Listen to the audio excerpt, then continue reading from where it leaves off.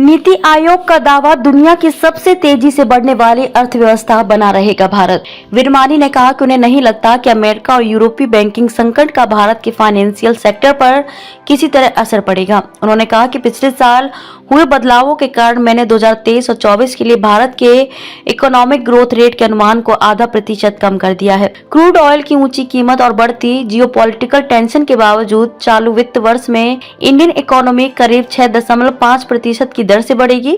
नीति आयोग के सदस्य अरविंद विरमानी की तरफ से यह उम्मीद जताई गई है।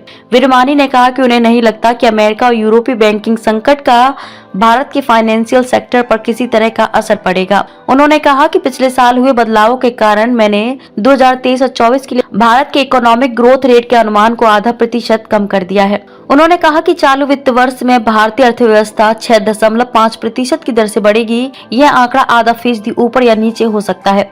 विश्व बैंक और एशियाई विकास बैंक की तरफ से हाल ही में अनुमान जताया गया है कि खपत में कमी और चुनौतीपूर्ण बाहरी परिस्थितियों के कारण चालू वित्त वर्ष में इंडियन इकोनॉमी 6.3 से 6.4% की दर से बढ़ेगी। अंतर्राष्ट्रीय मुद्रा कोष IMF ने भी चालू वित्त वर्ष के लिए भारत के आर्थिक ग्रोथ रेट के अनुमान को 6.1% से घटाकर 5.9% कर दिया है। इसके बावजूद भारत दुनिया की सबसे तेजी से बढ़ने वाली अर्थव्यवस्था बना रहेगा। आर्थिक सफलता को दोहरा सकता है भारत। भारतीय रिजर्व बैंक के लचीले मुद्रास्फीति लक्ष्य पर विरमानी ने कहा कि हमें अमेरिकी फेडरल रिजर्व की तरह होना चाहिए।